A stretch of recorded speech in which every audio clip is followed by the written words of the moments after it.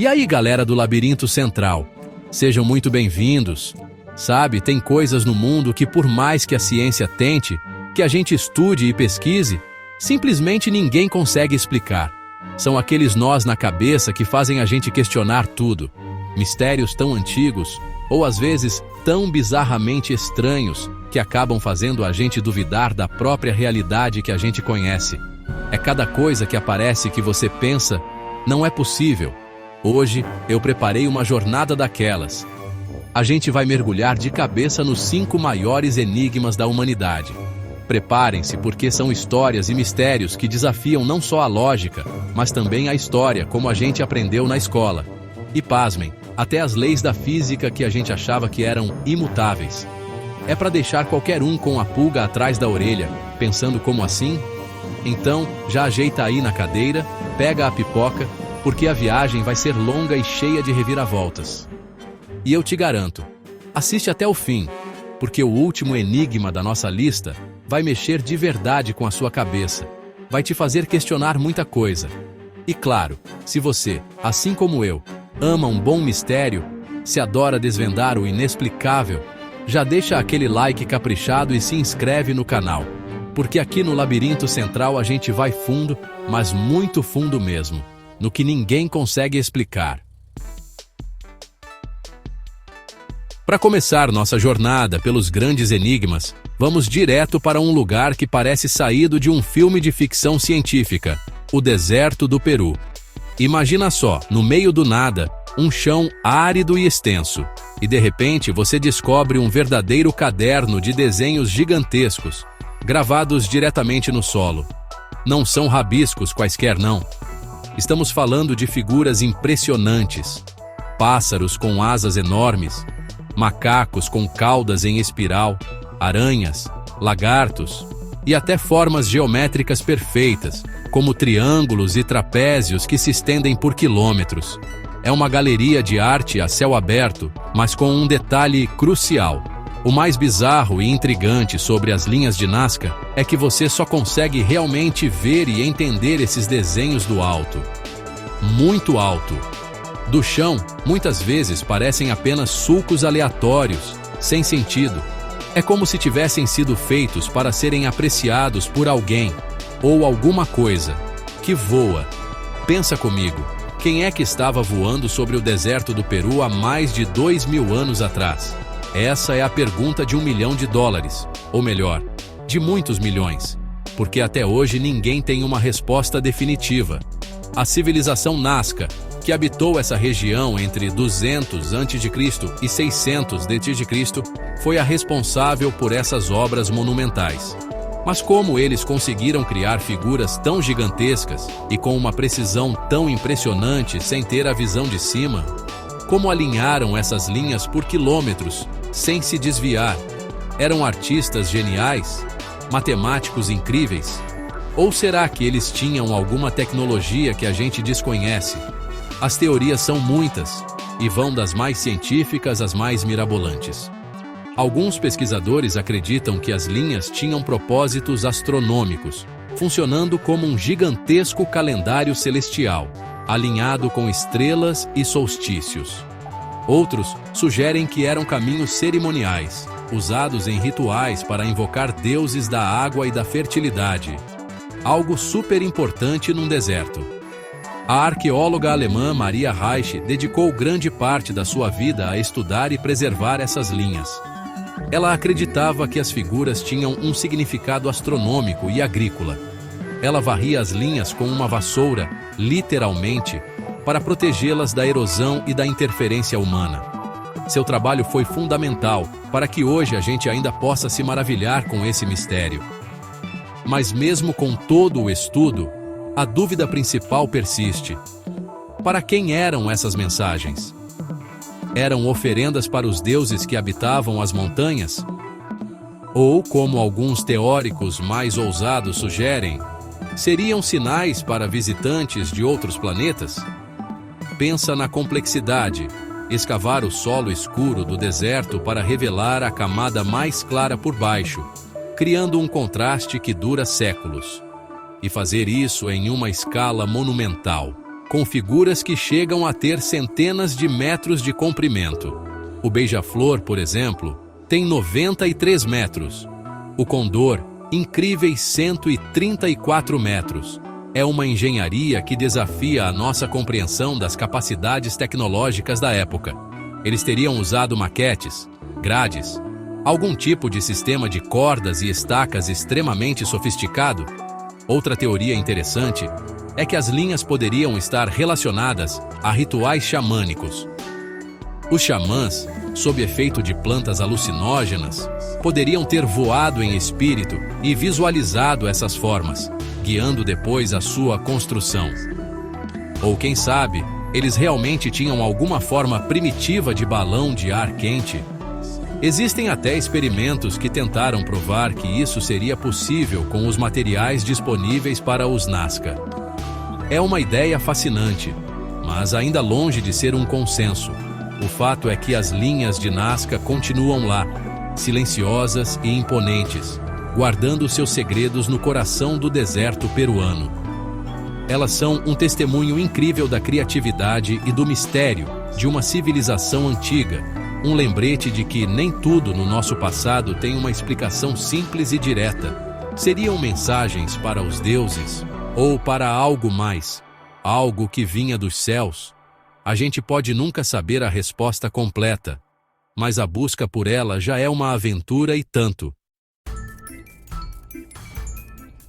Agora, a gente dá um salto no tempo, para um mistério bem mais recente, mas nem por isso menos arrepiante.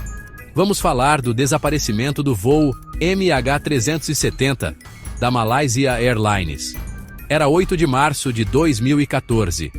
Um Boeing 777, uma das aeronaves mais seguras e modernas do mundo, decolou de Kuala Lumpur, na Malásia, com destino a Pequim, na China. A bordo, 227 passageiros e 12 tripulantes. Um voo noturno, aparentemente rotineiro. Mas o que aconteceu nas horas seguintes transformaria essa viagem em um dos maiores e mais angustiantes mistérios da história da aviação. Pouco mais de uma hora após a decolagem, quando o avião sobrevoava o Mar do Sul da China, o transponder da aeronave, o aparelho que envia informações de localização e identificação para o controle de tráfego aéreo, foi desligado. Logo depois, o sistema de comunicação ACARS também parou de transmitir. A última comunicação por voz com a torre de controle foi do copiloto, Farik Hamid, que disse: "Boa noite, Malaysian 370. Simples assim. Depois disso, silêncio total. O avião simplesmente sumiu dos radares civis. O que se seguiu foi uma busca desesperada e multinacional. Uma das maiores e mais caras da história.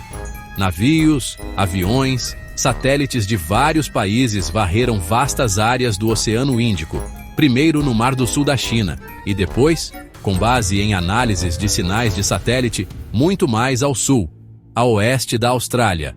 Mas, inacreditavelmente, quase nenhum vestígio do avião foi encontrado. Como pode um gigante de metal com quase 240 pessoas a bordo desaparecer assim, em plena era da tecnologia, dos satélites que vigiam cada canto do planeta? As teorias sobre o que aconteceu com o MH370 são inúmeras e variam drasticamente. Uma das primeiras hipóteses foi a de uma falha mecânica catastrófica, como um incêndio a bordo ou uma despressurização súbita, que poderia ter incapacitado a tripulação. No entanto, a forma como os sistemas de comunicação foram desligados, aparentemente de forma deliberada e sequencial, levanta muitas dúvidas sobre essa possibilidade. Se fosse um acidente súbito, por que não houve um pedido de socorro, um Mayday? Outra linha de investigação, e uma das mais perturbadoras, é a de uma ação intencional por parte de alguém a bordo. Poderia ter sido um sequestro que deu terrivelmente errado, ou, ainda mais chocante, um ato suicida de um dos pilotos, o capitão Zaharie Ahmad Shah, um piloto experiente, teve sua vida pessoal e profissional investigada minuciosamente. Encontraram um simulador de voo em sua casa com rotas semelhantes à trajetória final estimada do MH370, mas nada conclusivo que o incriminasse diretamente. A ausência de qualquer reivindicação de responsabilidade também enfraquece a teoria de um sequestro terrorista tradicional. E as teorias não param por aí. Há quem fale em interferência militar, que o avião poderia ter sido abatido acidentalmente ou intencionalmente, e que houve um encobrimento. Outros sugerem cenários ainda mais exóticos, como um sequestro cibernético, onde o avião teria sido controlado remotamente, ou até mesmo teorias envolvendo cargas misteriosas e espionagem industrial. A verdade é que, sem a caixa preta e sem os destroços principais, tudo não passa de especulação, por mais bem fundamentada que algumas teorias pareçam. Alguns poucos destroços foram encontrados meses e até anos depois, em praias da costa leste da África e em ilhas do Oceano Índico, como um flaperon, parte da asa, encontrado na Ilha da Reunião. Esses destroços foram confirmados como sendo do MH370, o que pelo menos indica que o avião caiu no Oceano Índico. Mas eles não contam a história completa do que aconteceu, nem onde exatamente o corpo principal da aeronave repousa. Para as famílias dos passageiros e tripulantes, a falta de respostas é uma tortura que não tem fim. Como seguir em frente sem saber o destino de seus entes queridos? O caso do MH370 é um lembrete sombrio de que, mesmo com toda a nossa tecnologia, o mundo ainda guarda mistérios profundos e que, às vezes, a verdade pode estar perdida para sempre nas profundezas do oceano. Chapter 3. Agora, vamos viajar bem para trás no tempo, para um mistério que alimenta a imaginação da humanidade há milênios. A lenda de Atlântida. Quem nunca ouviu falar dessa civilização mítica, supostamente avançada, cheia de riquezas, tecnologia, cultura e um poderio militar impressionante, que teria sido tragada pelo mar em um único dia e uma única noite de infortúnios? É uma história que fascina, intriga e inspira caçadores de tesouros, arqueólogos e sonhadores há séculos. A primeira vez que o mundo ouviu falar de Atlântida foi através dos escritos do filósofo grego Platão, lá por volta de 360 a.C. Em seus diálogos Timeu e Critias, Platão descreve Atlântida como uma poderosa ilha-nação, localizada além das colunas de Hércules, o que hoje conhecemos como o Estreito de Gibraltar. Segundo ele, essa civilização teria existido cerca de 9.000 anos antes de seu tempo, o que nos levaria a algo em torno de 9.600 a.C., uma data incrivelmente antiga para uma sociedade tão sofisticada como a descrita. Platão conta que os Atlantes eram descendentes de Poseidon, o deus do mar. A capital de Atlântida era uma maravilha da engenharia, com canais concêntricos e muralhas revestidas de metais preciosos, como ouro, prata e oricalco, um metal misterioso que, segundo Platão, brilhava como fogo. Eles teriam um exército poderoso e tentaram conquistar Atenas e outras partes do Mediterrâneo, mas foram derrotados pelos atenienses. Depois dessa derrota, e como castigo divino por sua arrogância e corrupção, Atlântida teria sido destruída por terremotos e inundações violentas, desaparecendo sob as ondas para sempre. A grande questão que paira até hoje é: a história de Platão era uma alegoria, uma metáfora filosófica para discutir temas como o estado ideal, a híbris, a arrogância humana e o castigo divino?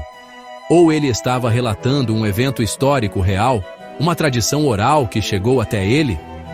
Muitos acadêmicos defendem que Atlântida é puramente ficcional, uma invenção de Platão para ilustrar seus pontos filosóficos. Afinal, não existe nenhuma outra fonte antiga contemporânea a Platão que mencione Atlântida. No entanto, isso não impediu que, ao longo dos séculos, incontáveis pessoas acreditassem na existência literal de Atlântida e partissem em busca de seus restos. As localizações propostas para a cidade perdida são as mais variadas possíveis, no meio do Oceano Atlântico, como o nome sugere, no Mediterrâneo, talvez inspirada na erupção do vulcão de Thera, que destruiu a civilização minoica em Creta, nas Américas, na Antártida e até mesmo em lugares como a Irlanda ou o Mar do Norte. Cada teoria tem seus defensores apaixonados e suas supostas evidências. A ideia de uma civilização avançada e perdida no tempo é incrivelmente sedutora. Pensa só. Se Atlântida realmente existiu e possuía tecnologias que só fomos desenvolver milênios depois, o que isso significaria para a nossa compreensão da história humana? Seria uma prova de que ciclos de ascensão e queda de civilizações são mais complexos do que imaginamos?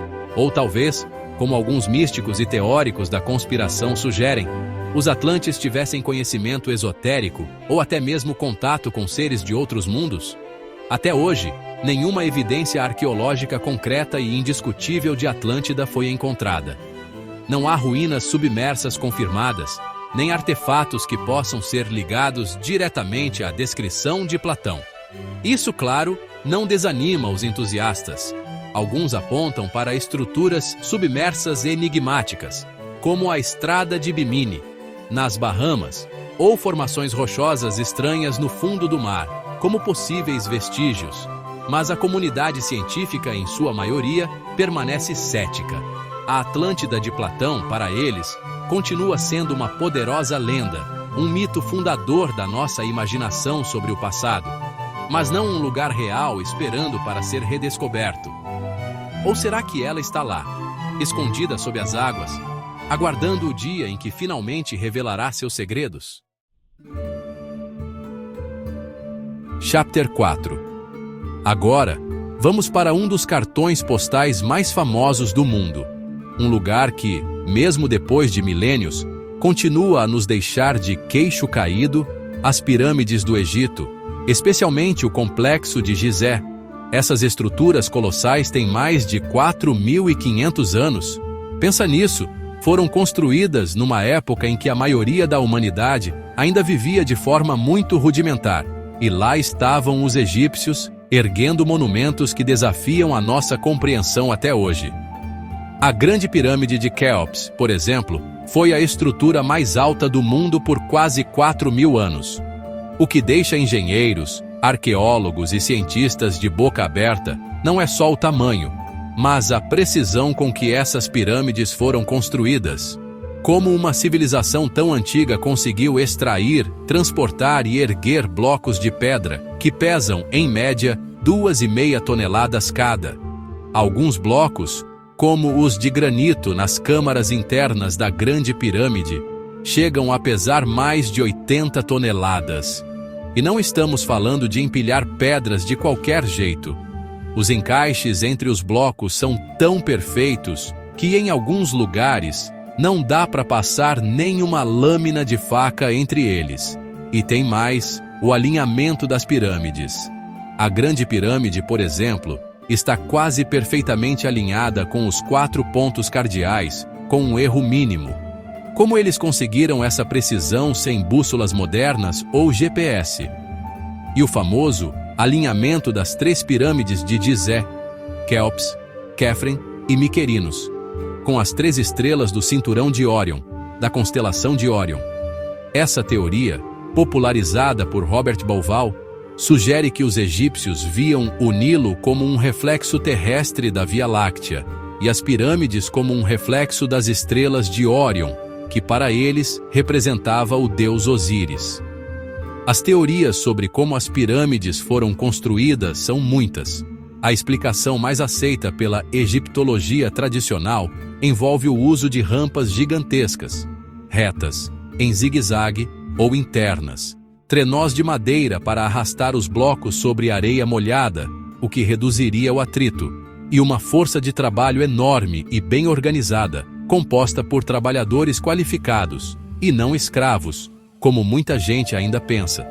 Eles teriam usado ferramentas de cobre, dolerita, uma rocha muito dura, e muita, mas muita engenhosidade. Mas claro, onde há um grande mistério, surgem teorias mais exóticas. Algumas pessoas sugerem que os egípcios tiveram ajuda de alguma tecnologia perdida, talvez herdada de uma civilização anterior ainda mais avançada. Quem sabe os Atlantes? Outros vão mais longe e propõem que a construção das pirâmides teve uma mãozinha de seres extraterrestres. Afinal, como explicar um salto tecnológico tão grande em tão pouco tempo? Essas teorias são fascinantes, alimentam a imaginação, mas carecem de evidências científicas sólidas. O que a gente sabe é que as pirâmides eram tumbas monumentais para os faraós, projetadas para proteger seus corpos mumificados e seus tesouros, garantindo sua passagem segura para a vida após a morte. Elas eram complexos funerários inteiros, com templos, calçadas e pirâmides menores para rainhas e nobres. A complexidade da engenharia interna, com corredores, câmaras, como a Câmara do Rei e a Câmara da Rainha na Grande Pirâmide, e sistemas para aliviar a pressão dos blocos superiores, é impressionante. Uma coisa é certa e inegável. Até hoje, ninguém consegue explicar 100% todos os detalhes de como aquelas maravilhas foram feitas. Cada nova descoberta arqueológica no Egito nos traz mais informações, mas também, às vezes, mais perguntas. As pirâmides são um testemunho do poder, da organização e da crença profunda dos antigos egípcios. Elas são um lembrete de que, com determinação e conhecimento, mesmo que a gente não entenda completamente qual era esse conhecimento, o ser humano é capaz de feitos extraordinários. Chapter 5.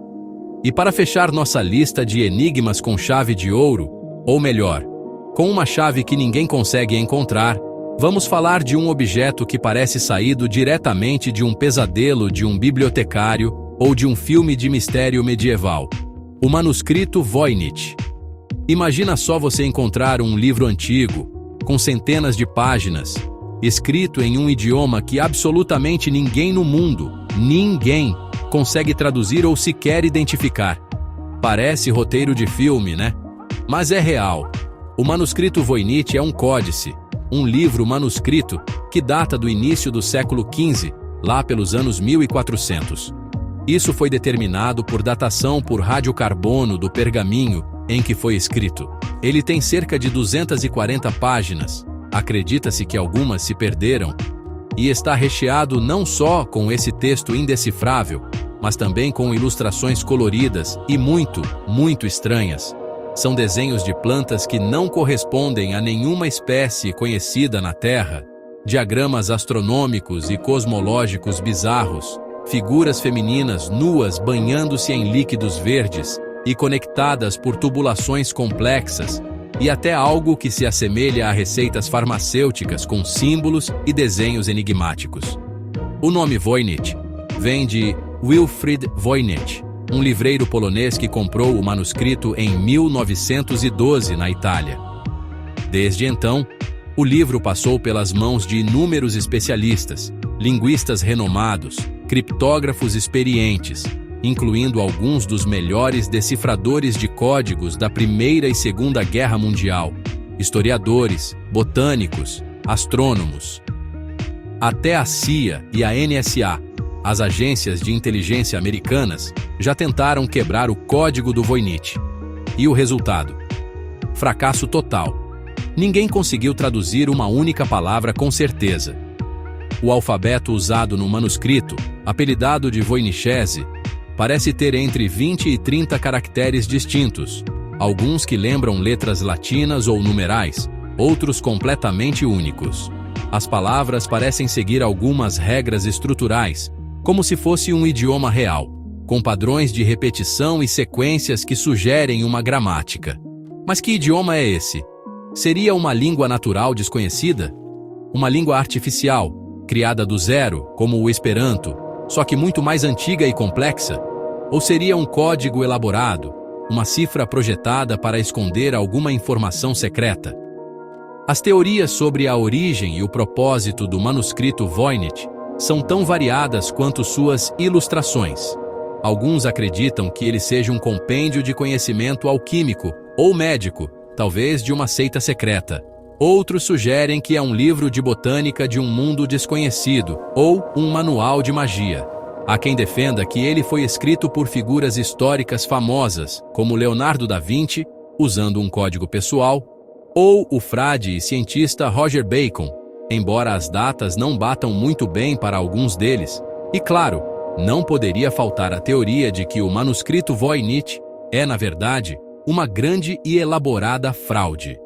Uma farsa genial, criada na Idade Média ou no Renascimento para enganar algum colecionador rico ou algum imperador interessado em ocultismo, como o imperador Rodolfo II, que foi um dos seus donos no século XVII. Se for uma fraude, é uma das mais bem-sucedidas e intrigantes da história, porque até hoje ela consegue enganar os maiores especialistas. Criar um texto tão longo e com aparência de coerência, sem que seja um amontoado de rabiscos aleatórios, é uma tarefa incrivelmente difícil. Hoje, o manuscrito Voynich está guardado em segurança na Biblioteca Beinecke de Livros Raros e Manuscritos da Universidade de Yale, nos Estados Unidos. Ele já foi digitalizado e está disponível online para qualquer um que queira tentar a sorte em decifrá-lo.